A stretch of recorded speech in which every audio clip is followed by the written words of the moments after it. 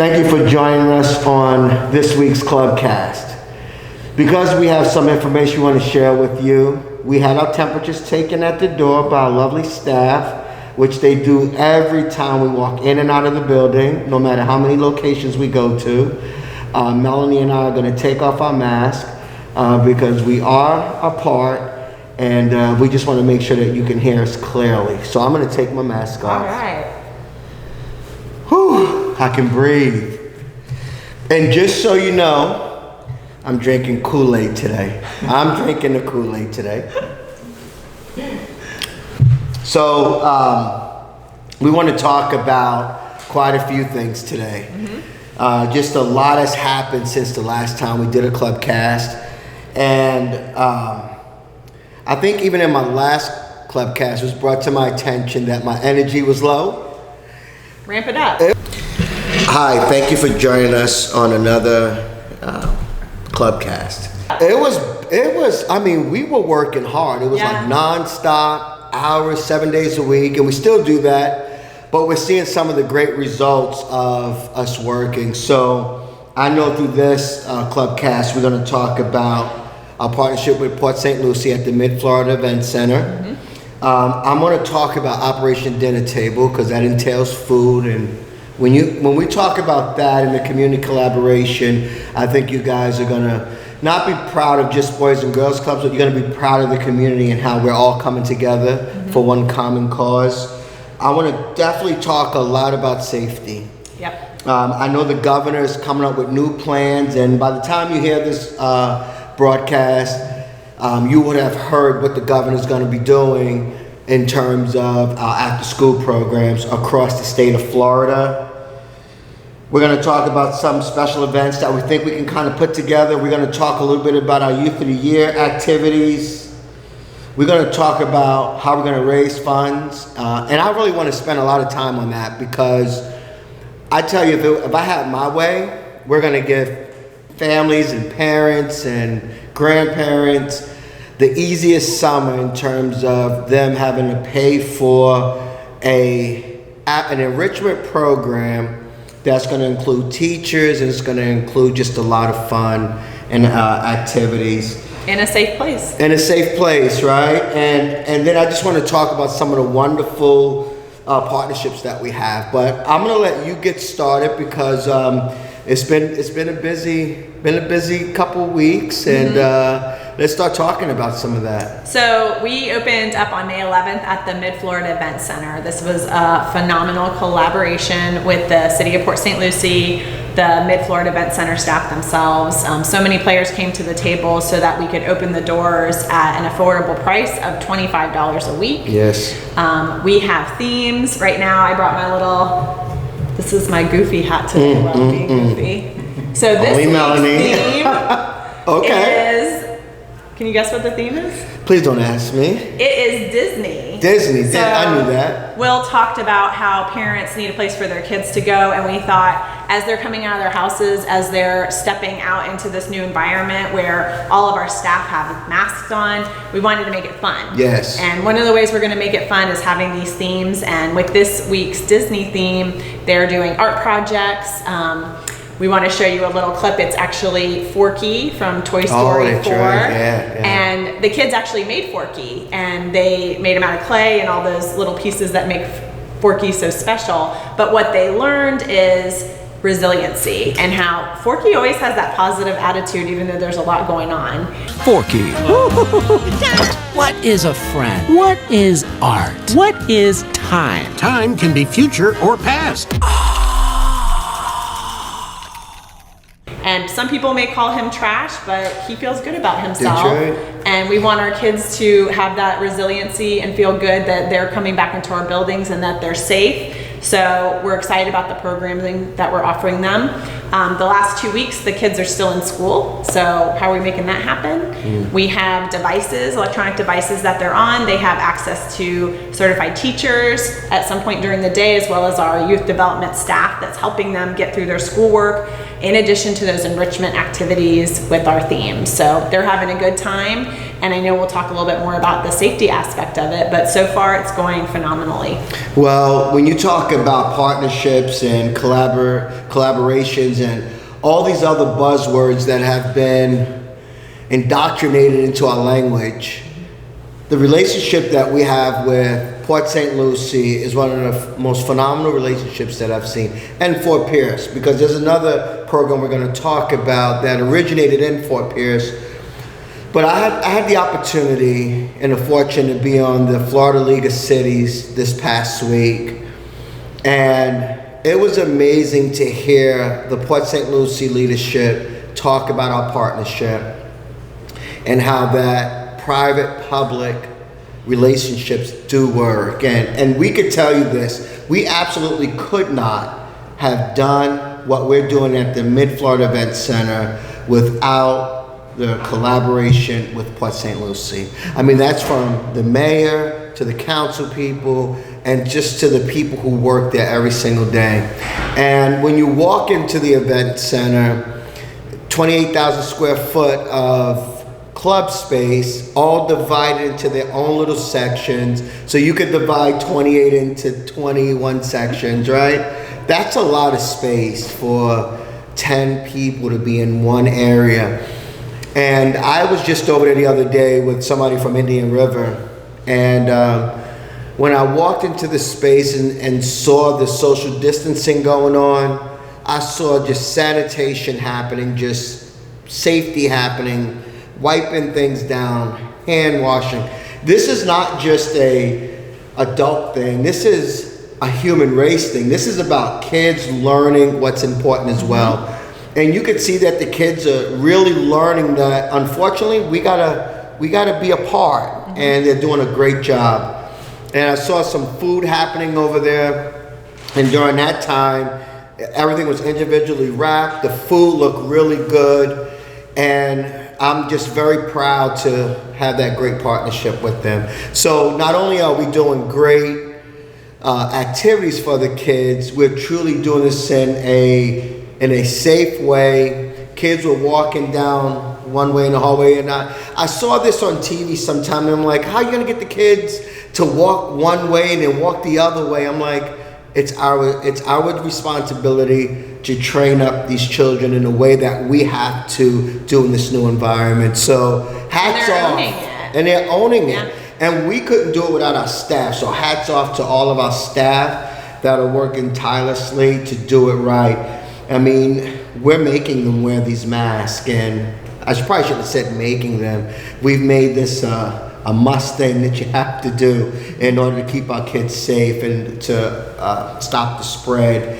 And this is not a political conversation. These are recommendations that have come down from the CDC and our state, and we're following those recommendations, and we want to make sure that we do our part. So great job to all of our staff that are just doing a really good job. Can we just, since we're talking about this and we're talking about safety, I know that we have taken on some new measures over the last couple of weeks in terms of not just safety, but how can we make it simpler for the kids to be in a safe environment? So can you share a couple of those? Yeah, so first it starts from the leadership team. Obviously, we look at our safety protocols on a daily basis. So we're constantly monitoring the CDC website, what the governor's putting out, what our local health department is giving us for information, and then we're training our staff based on that. And then a lot of it is putting it into practice. So for example, we have outfitted all of our clubhouses to include the Mid-Florida Event Center, but all of our neighborhood clubhouses with new furniture now. Yes. So in order to keep the kids 6 feet apart, in order to make that easy and for that clubhouse management piece to take place, we want to make it simple for our staff. So just having the furniture where they could be spaced apart is important. Things with our social emotional learning that we work with our kids on transition. So if a group of kids, which we have 9 kids with 1 staff right now, if they're moving from an indoor space to an outdoor space, in order to keep them spaced apart, with our teenagers, we may have them do the wave and they're using their arms to know what the distance is. With our younger kids, they may be doing the airplane. We have stickers on the floor where they're knowing that they get to stay on those stickers, and there's an award system with that too. It's not all, this is what you have to do. They're taking ownership of their individual clubs, so maybe their club sloth or plains or club rhinoceros, and they want their club to be the best, so they're going to line up this way and they're going to be able to get all these wonderful things that the club has to offer because they're being safe. And it took a little bit of transition time for them coming out of their houses into a group environment, but because we had the logistics in place and we had the training and we had the backup of what our community has shared with us, to include personal protective equipment, the mask, the sanitizer, our partners with facilities that are even spraying things down and doing the deep cleaning, we feel really good about it, and we've made the kids feel very normal about it. It's something regular where they know every 45 minutes you're washing and you're sanitizing your hands. That's awesome, and I know that you just bought these 2 pieces of equipment that we could spray down everything and we can sanitize it, and it dries within 60 seconds. And I think that's Southern Janitorial. It's a local company, and that's the other thing, is we want to stay local in our purchases. So great job on that. Also, when you look at, we always should be cleaning and sanitizing anyway. Now we're just being forced to do it. Just having folks in cleaning and making sure that they're cleaning and sanitizing our facilities, just so that we do our part just to prevent the spread. I'll be remiss, and I'm just going to just jump right into my board. I couldn't absolutely do this without my board, and I want to thank Leslie Christoph, who is the chair, for leading this way. Her and I have had many, many conversations over the past several months about this, and we've made some heavy decisions on some heavy lifts in our organization, and so far so good. And we're going to continue to monitor, continue to inspect what we expect through this pandemic, and as things get lifted, we will continue to monitor what's right for our organization. And so there's a lot that is left to be done, and we'll continue that. So before we jump into our next pieces, we have a short message from Boys and Girls Clubs of America that we'd like to share with you. Boys and Girls Clubs are providing millions of meals to communities, childcare to first responders, and virtual programming. We're doing whatever it takes to help families get through this crisis, but we can't do this alone.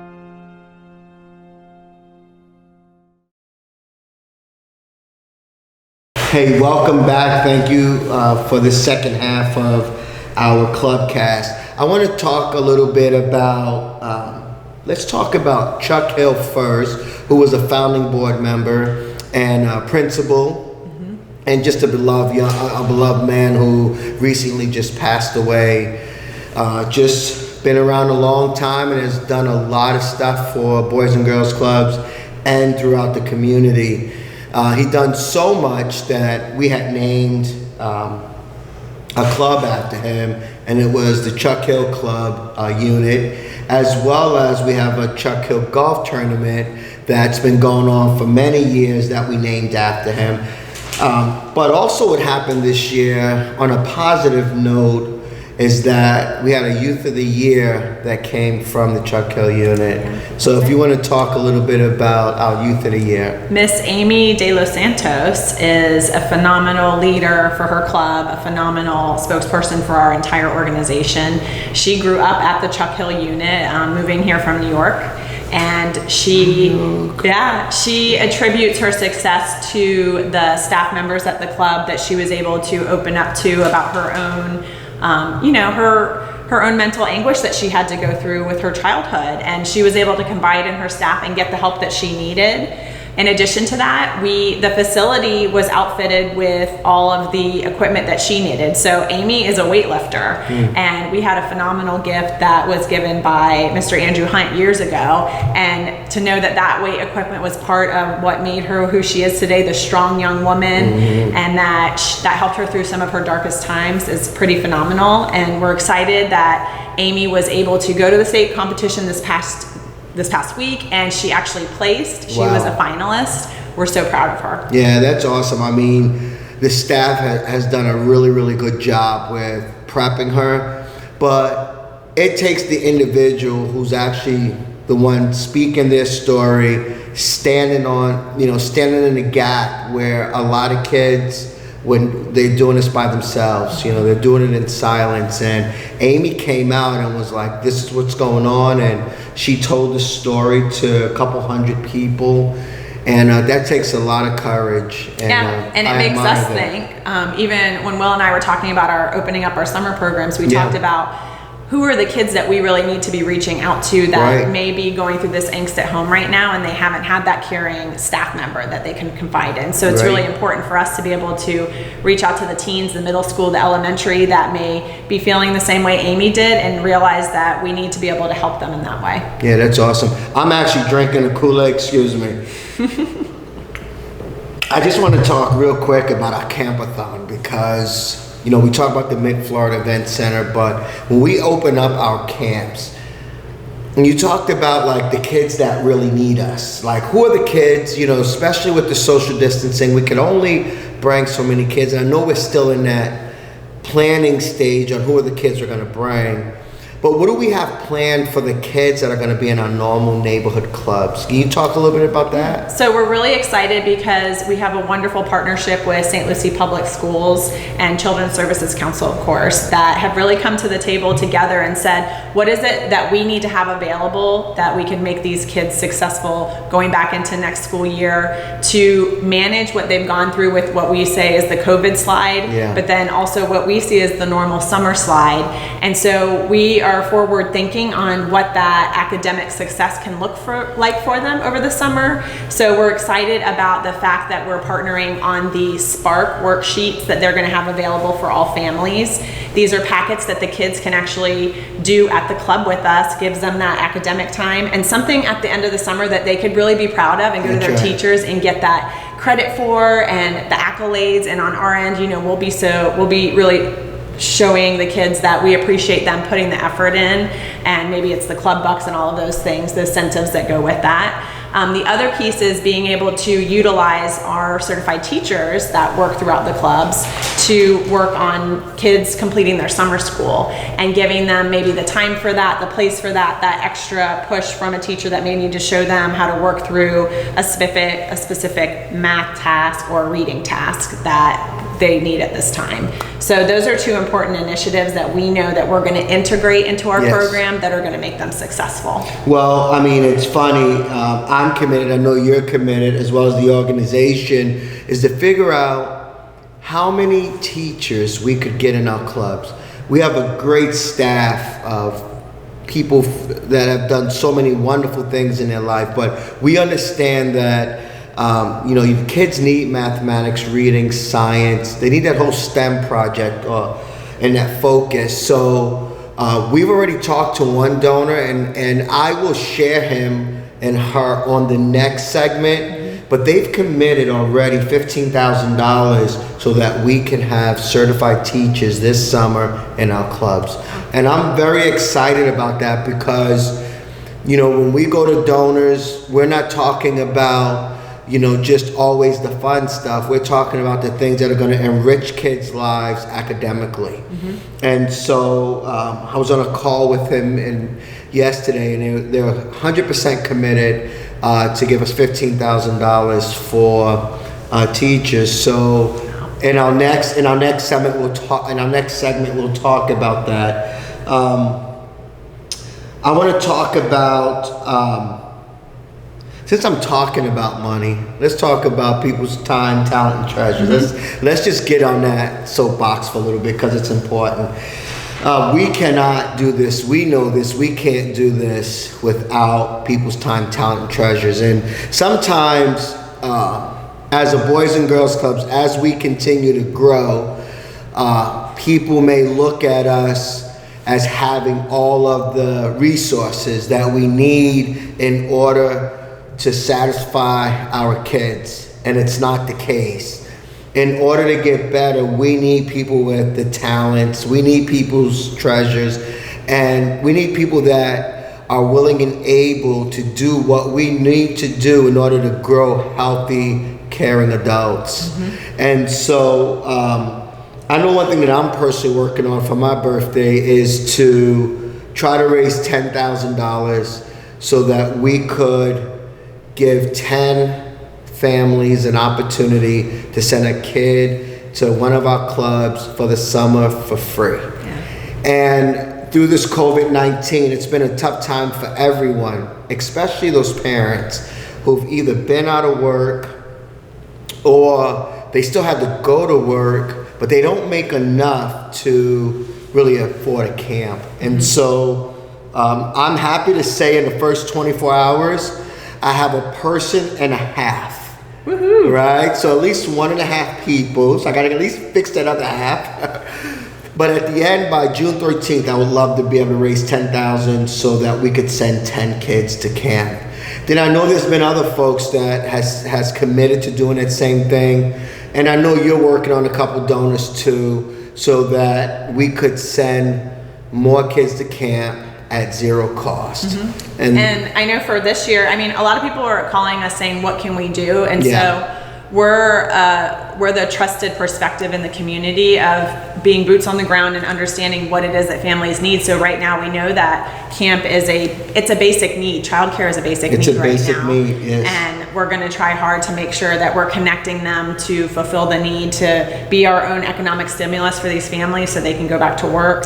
I know food is another piece that we're working on as well. But I think between our campathon, that you'll see a campaign that we have out, you can go online and support us. You can go on Will's Facebook birthday page and support him. Yeah. Our chili cook-off that's coming up. So the event itself is on July 11th, and it's a little different. It's not going to be the big blowout, but it is going to be a blowout in the sense of a bowl of chili will support a child to go to camp. And you're going to see a lot of online fundraising, social media fundraising, and those platforms for teams and individuals to contribute to send kids and to support families. Well, the other thing that I think the community should be well aware of is that you and I both support the organization. We believe in the organization, and we know lots of our staff members also contribute to the mission because we believe in the mission, and so we have lots of employees that are paying for it, and so, or at least contributing whatever they can in order to make sure these families go to camp. So my what would we call plea? Is that the right word, or what's it called? My challenge to the community. I'll take the word challenge. My challenge is that this summer that we're able to send 100 club kids to camp for free. That would allow them to get breakfast and lunch, have teachers, math and English and science teachers, allow them to have some really cool STEM programs at zero cost. And I'm talking about these essential workers that are like work in the retail environment, they work in gas stations, work everywhere in the jobs that a lot of us don't want to do. I want to be able to provide, I know we've talked about this, to provide them with an opportunity to go to camp for free this summer. So we're going to be leaning on the community, and we know this community is going to meet the challenge. Absolutely. That's awesome. Thank you for that. We just have such great partnerships. We got this big Operation Dinner Table coming up. And I don't know who came up with the name Operation Dinner Table, but it's ringing big buzz around the community. We're going to be providing as many as 2,000 meals or 2,000 boxes of meals for families. And so this box is going to be able to provide a week's worth of meals to a family in our community, and it's going to be like chicken, whole chicken. It's going to be pastas and pancake mix, and it's just a phenomenal box. And the cool thing about that is we got teenagers over there packing those boxes. Today, by the end of today, we'll have about 750 of those boxes packed. But I want you to talk about how we are getting the rest of the community involved in this with the Children's Services Council. So we were entrusted with a wonderful gift that really kicked this off from an anonymous donor. I'm drinking the Kool-Aid again. You drink that Kool-Aid. I'm drinking it up. We really took it upon ourselves to say, how could we best get these resources out into the community? And so you and I talked about, well, this needs to be a collective impact for all of those other agencies that are serving families just as we are. So thanks to Children's Services Council, they have connected us with a wonderful group of after school programs, child resource programs, infant programs, Families of the Treasure Coast, working with the parents as well. And then of course with the City of Fort Pierce, the City of Port St. Lucie, and St. Lucie County themselves as well coming to the table. So we are calling it Operation Dinner Table because it's all of us collectively at the dinner table. Everyone's throwing out their ideas on what should be in the box. What are the resources the families need? They need books, they need masks, they need more than food. And so we've put all of those into those boxes.